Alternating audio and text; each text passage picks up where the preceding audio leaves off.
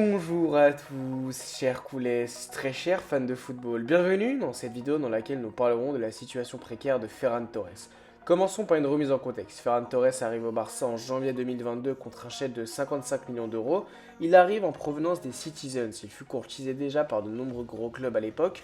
Or, celui qui a réussi à se le procurer est le grand FC Barcelone.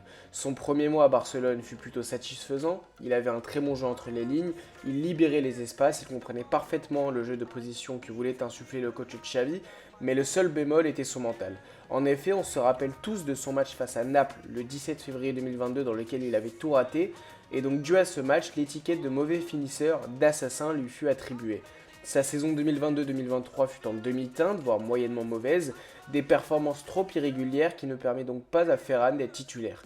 Et les seuls matchs où Ferran Torres avait été excellent selon moi l'année dernière furent au nombre de deux, celui face à Almeria le 5 novembre 2022 et face à Cadiz le 19 février 2023. Or, quel fut le point commun entre ces deux excellentes performances? Ferran n'a pas marqué. Donc en plus de faire des performances pour la plupart médiocres, dans les seuls bons moments, dans les seuls bons matchs que Ferran produisait, il ne statait pas, il ne marquait pas de but. Ferran, la saison dernière, soyons francs et n'ayons pas peur des mots, il ne servait pas à grand chose, même en tant que doublure, car ce dernier était tellement mauvais qu'il n'était même pas apte, même pas éligible pour être une simple doublure. Les rumeurs de départ commençaient à apparaître alors dès juillet 2023. Or, Ferran a toujours été clair et catégorique comme le montre cette interview entre lui et un journaliste quand ce dernier lui demandait s'il allait partir. Ferran Torres répondit, je cite, non, je n'ai pas parlé à Xavi cet été, j'avais déjà dit dans une interview que je n'allais nulle part, je ne vais pas citer de nom, mais je pense qu'ils en ont fait plus que ce qu'il se passait réellement. J'avais été clair, j'allais rester au Barça, j'ai un contrat avec le Barça et je vais réussir ici parce que je pense que j'en suis capable. Ferran avait l'air d'être vraisemblablement déterminé à propos de l'idée de rester et de réussir à Barcelone. Il commence alors la saison 2023-2024 très déterminé. Après une très bonne pré-saison, Ferran est très attendu et est le joueur entre guillemets star de l'équipe. Il fait un super début de saison avec Barcelone. Il est tellement plus virevoltant qu'avant, il percute, il dribble et il marque des buts. C'était la pièce manquante du puzzle et il l'a enfin trouvé. Il débordait de confiance. Ferran Torres faisait de vraies belles choses durant le mois d'août et de septembre. On avait un tout nouveau Ferran, les supporters le nommaient El Tiburon, qui veut dire en français le requin. Il commençait à devenir le chouchou des supporters, les gens le prenaient pour exemple, qu'il était une leçon de vie incarnée, que Ferran démontrait qu'avec son expérience, qu'il ne fallait jamais abandonner, toujours croire en soi, peu importe ce que les gens disaient. Il commençait vraiment petit à petit à s'imposer dans les rangs blaugrana.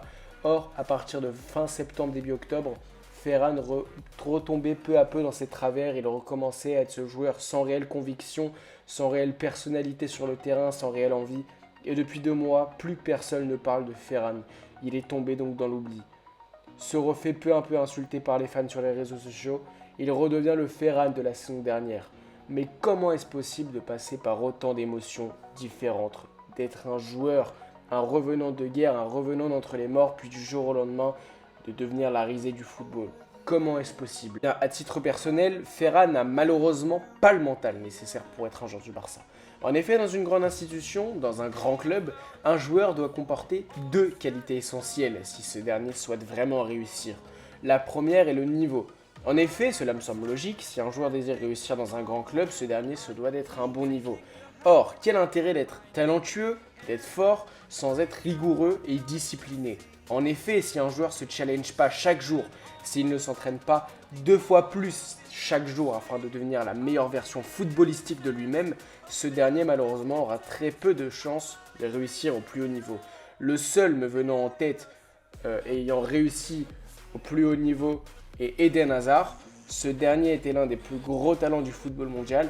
Or, dû à une discipline assez discutable, dès ses 30 ans, le natif belge ne pouvait plus jouer au football professionnel, bien que ce dernier avait tout le talent du monde.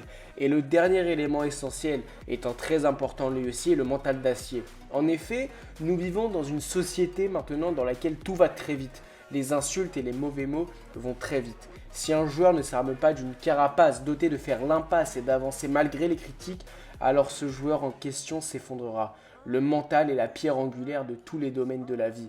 Il faut avoir un bon mindset pour s'inculquer à soi-même une autodiscipline, une rigueur de travail et un bon mental pour avancer malgré les bruits du monde.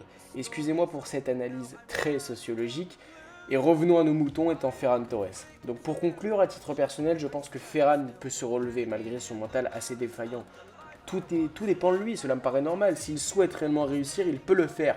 Mais j'ai vu de nombreuses informations dans la presse dans lesquelles ces dernières disaient que Ferran songerait finalement à un départ. L'avenir, le futur nous le dira, de ce que le Barça fera de Ferran et de ce que Ferran fera de son avenir. Sur ce, chers coulés, n'hésitez pas à me donner vos avis dans les commentaires concernant la possible future vente de Ferran. Voudriez-vous le voir rester ou non? N'oubliez pas le partage, le like et l'abonnement. A très bientôt.